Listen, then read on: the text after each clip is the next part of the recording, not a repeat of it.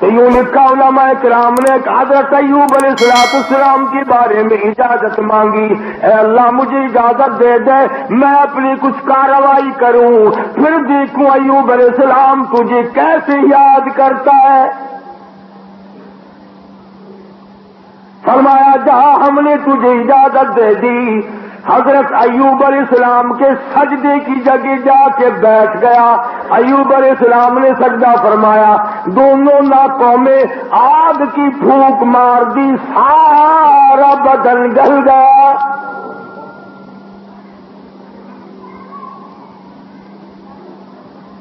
پہلے خود زبردست تکلیف میں مبتلا ہو گئے، پھر حضرت ایوب علیہ السلام کے مکان کی چھت گرا دی گئی، جتنے بھی بچے تھے جتنی بھی بچیاں تھیں تمام کے دماغ ناک کی بل بہ کر نکل گئے، سارے کچھ لے گئے۔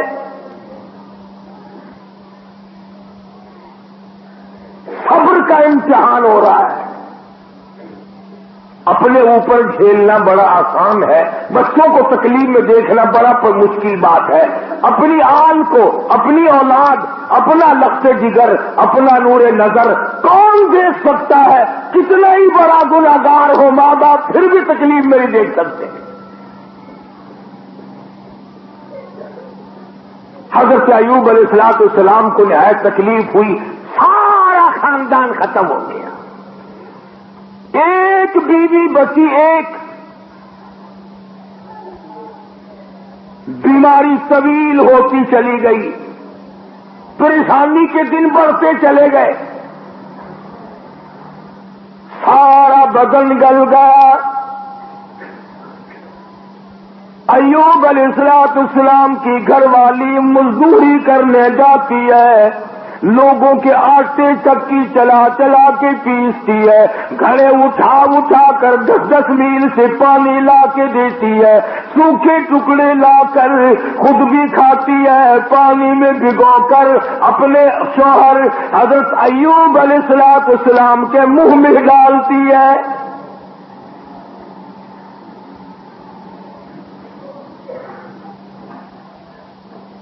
شیطان نے ان گھروں میں جا کے بھی بتلایا، اس کے خامن کو کوڑ لگا ہوا ہے، وہ کوڑ کے مرض میں مبتلا ہے، یہ اس کو ہاتھ لگاتی ہے، اس کو کھانا کھلاتی ہے، اس کو پانی پلاتی ہے، تمہارے برتنوں کو آ کے ہاتھ لگاتی ہے، تم سب کوڑی ہو جاؤ گے۔ یہ 10 میل کا ماہی سفر کر کے جاتی ہے، آگے سے اور سے دھکا دے کر باہر نکال دیتی ہے۔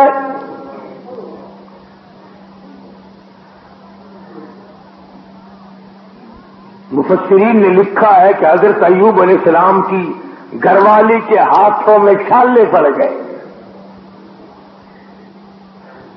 لوگوں کے پانی کے مشکیزے اور گھڑے اٹھا کر کندھے کا چمڑا ادھڑ گیا۔ اس پریشانی کے عالم میں آتی ہے، جاتی ہے، گزارا کرتی ہے۔ بستی والوں نے کہا ساری بستی میں کوڑ پھیلاؤ گے، اسے اٹھا یہاں سے۔ تو میں عرض کر رہا تھا کہ بستی کے لوگوں نے حضرت رحمت کو پریشان کر دیا، اٹھا یہاں سے، چل باہر لے کے چل، کوڑی کو لے جا یہاں سے۔ انہیں کیا پتا تھا کہ یہ پیغمبر ہے؟ انہیں کیا معلوم تھا کہ یہ اللہ کا نبی ہے؟ اور پتہ ہوتے ہوئے بھی کون سے لوگ معاف کرتے ہیں؟ قرآن کریم کا کذالک بأنہم کانوا یکفرون بآیات اللہ ویقتلون النبیین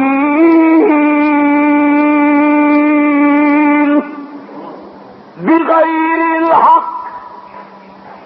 ایسے ظالم لوگ بھی دنیا میں آئے جنہوں نے نبیوں کو قتل کر ڈالا۔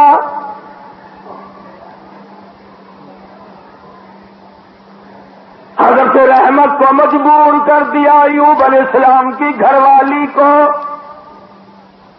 چل اٹھا، کوڑی کو اٹھا کے لے جا۔ ساری بستی کشتی کا بیڑا غرق نہ کر لے گا۔ ایوب علیہ السلام بھی رو رہے ہیں، حضرت رحمت بھی رو رہی ہے، کیسے اٹھاؤ؟ سارے بدن پہ انگلی رکھنے کی گنجائش نہیں۔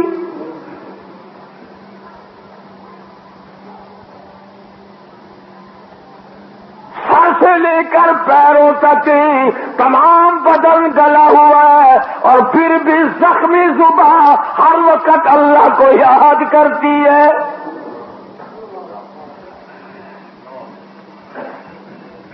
علماء کرام نے لکھا ہے کہ حضرت رحمت رو رہی تھی تو اللہ کے فرشتوں نے آ کر کے کہا کیوں رو رہی، کیا بات ہے؟ کہ یہ لوگ تنگ کر رہے ہیں، اٹھا کے لے جا۔ میں کیسے اٹھاؤں، میرے سے اٹھایا نہیں جاتا۔ فرمایا آج تم بھی یہ لکھ یاد کر کے لے جاؤ، پیروں کے وظیفوں پہ تمہارا یقین ہے، قاری حنیف کے وظیفے پہ تھوڑا ہی یقین آئے گا۔ فرشتوں نے بتایا کہ لا حول ولا قوت الا باللہ العلی العظیم پڑھ کے اٹھا سکے گی۔ حضرت رحمت کے دل میں تھوڑا سا یقین آیا، پھر ذرا ڈھیلی تھی۔ وہ فرشتے کہنے لگے اللہ کا عرش عظیم، اللہ کا عرش عظیم۔ فرشتے اٹھانے لگے تو نہیں اٹھا سکتے تھے، آواز آئی ولا حول ولا قوت الا باللہ پڑھو۔ جب انہوں نے یہ پڑھا تو عرش عظیم اٹھا لیا۔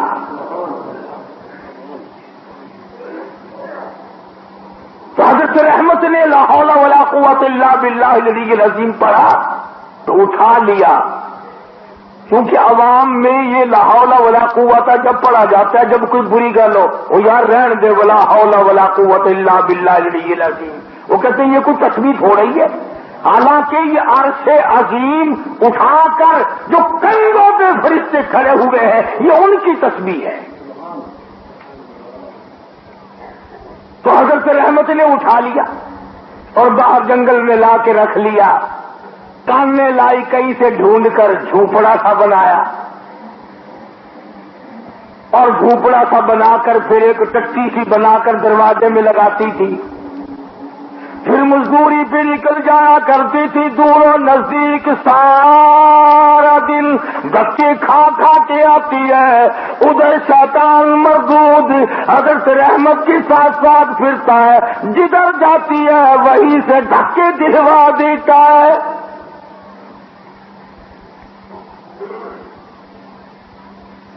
یوں سنا کہ حضرت رحمت آٹا جب پیس رہی ہوتی تھی، جب یہ جا کر کے چگلی کھاتا کہ تمہیں پتا ہے یہ جو تمہارا آٹا پیسنے والی عورت ہے اس کا خامن کوڑی ہے، برباد ہو جاؤ گے، یوں لکھا ہے مفسرین نے، حضرت رحمت کو اپنی چکی پہ سے اٹھا کر دور تک دھکے دے کر واپس نکال دیا کرتے تھے۔ پیغمبر کی گھر والی روتی ہوئی آ جایا کرتی تھی، فاقوں پہ فاقے کاٹے۔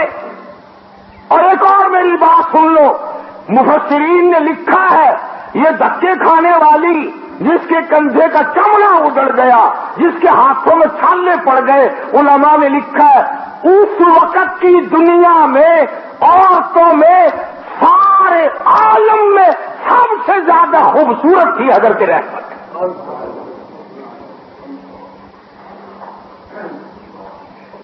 آخر یوسف علیہ السلام کا جو حسن تھا، جس کو دیکھ کر مصر کی عورتیں بے ہوش ہو جایا کرتی تھی، پوتی کی بھی کچھ اثر تو ہوگا نا۔ سگی پوتی ہے حضرت یوسف علیہ السلام کی حضرت رحمت،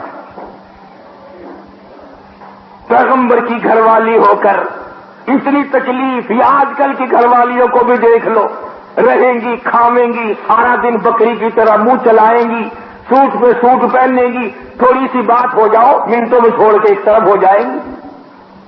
کہاں ہے وہ بات؟ حضرت ایوب علیہ السلام نے ایک دن فرمایا، حضرت رحمت کی حالت دیکھ کر ترس آیا ایوب علیہ السلام کو، تو یوں فرمایا اے رحمت ایک بات سن، میری بیماری لمبی ہو گئی، یہ آزمائش ہے اللہ کی.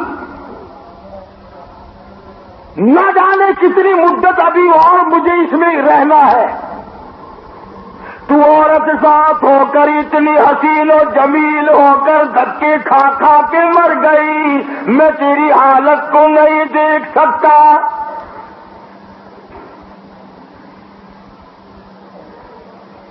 ایک دو دن کی بات نہیں، اسی طرح مسلسل چلتے چلتے 80 برس گزر گئے. ہاں، تمہارا مائی باپ بڈھا بھائی بیمار ہو جائے نا، کئی آ جاتے ہیں جمعے میں حجی دعا کر دینا، اللہ کا کیا ادھر کر دے یا ادھر کر دے. دعا منگوانے آتے ہیں کہ جلدی رگڑا نکل جائے تو جائے اپنے ٹھکانے جان چھوڑے. کون اسپتالوں میں کھانا پہنچائے، کون ڈاکٹروں کے پیسے بھگتائے. جس اولاد کے پیچھے ساری عمر جھوٹ بولنا، رشوت بٹوری، حرام کا اکٹھا کیا، آج تو بیمار پڑا ہے، اولاد پہلے دعا مانگ رہی ہے اللہ جلدی کر. مولویوں کے پاس آ جاتے ہیں، جی حضرت جی دعا کر دو، اگر زندگی ہے تو اللہ تندرستی دے ورنہ سنبھال لے. ہاں، اسے اللہ سنبھال لے. بینک بیلنس تو سنبھال لیو، سارا کوٹھی بنگلہ تو سنبھال لیو. تیرے مرنے کی دعا اولاد کراتی ہے جا کے. حضرت ایوب علیہ السلام نے فرمایا اللہ والی، نہ جانے کب تک میرا یہ مرض ہے، کب تک میں اس آزمائش میں مبتلا ہوں. میں تجھے طلاق دے دیتا ہوں، اپنے گھر چلی جا، میرا اللہ مالک ہے. قربان جاؤں. حضرت رحمت نے پوچھا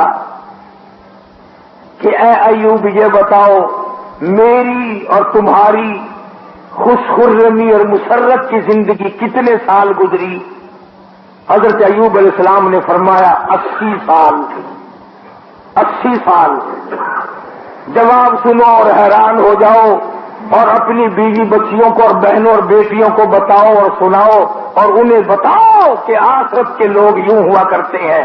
حضرت رحمت رونے لگی اور کہنے لگی اللہ کے نبی، اللہ کے پاک پیغمبر، آج 80 سال تو میں تیری ساتھ لگی رہی، تیری بغل میں سوتی رہی، تیرے بستر میں سوتی رہی، تیرے ساتھ مل جل کر کے کھاتی پیتی رہی. اب آزمائش آ گئی، تجھے چھوڑ کے چلی جاؤں. کل قیامت کا دن آئے گا، میرا رب جب مجھ سے پوچھے گا اور رحمت میرے ایوب کو چھوڑ کے کیوں چلی گئی تھی، اس وقت کا جواب سکھاؤ، کیا جواب دوں گی؟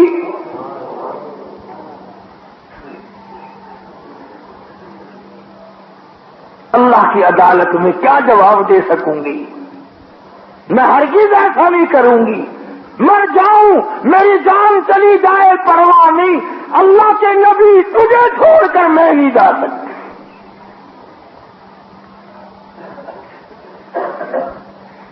حضرت ایوب علیہ السلام کی خدمت کرتی رہی، مزدوری پہ جاتی تھی، لوگوں کے پانی کے گھڑے مشکے ڈھوتی تھی، آٹے پیستی تھی، سودے دور دور سے خرید کے لا کے دیتی تھی، سوکھے ٹکڑے لا کر پانی میں بھگو کر اپنے شوہر حضرت ایوب علیہ السلام کے منہ میں ڈالتی تھی. اتنی پریشان حال عورت اور اتنی مدت کی خدمت گزار جو ایسے دنوں میں بھی الگ نہیں ہوئی، ایسے دنوں میں بھی چھوڑ کے نہ گئی، اجازت ملنے پہ بھی نہ گئی. یہ جو شیطان مردود ہے یہ پریشان حال کو جلدی پھنساتا ہے. کسی کا بچہ بیمار ہو، کسی کا بیٹا بیمار ہو، مقدمہ گلے میں پڑ جائے، پھر اس کو کہتا ہے کہ دیکھ اللہ میاں کیا کرے گا، اللہ میاں کے پلے ہے کیا، تو فلانے بابا کے دربار میں جا اور وہاں جا کر سجدہ کر، قبر کی مٹی چاٹ، انشاءاللہ تیرا بیٹا بالکل ٹھیک ٹھاک ہو جائے گا. آخر یہ بھی تو اللہ کے بنائے ہوئے بابے بھی، یعنی خدا سے ہٹا کر شیطان پھر بابے پہ لاتا ہے. اس کا مقصد شرک کرانا ہے، لعنت میں گرفتار کرانا ہے. تو ایوب علیہ السلام کی گھر والی پریشان تو تھی. ایک دن رستے میں بڑا بزرگ بن کر آیا. آئے یہ جو شیطان ہے نا بے ایمان، اس کو بھی کیسا پتا ہے کہ لوگ لمبے کرتے سے دھوکہ کھائیں گے، لمبے کرتے سے دھوکہ کھائیں گے.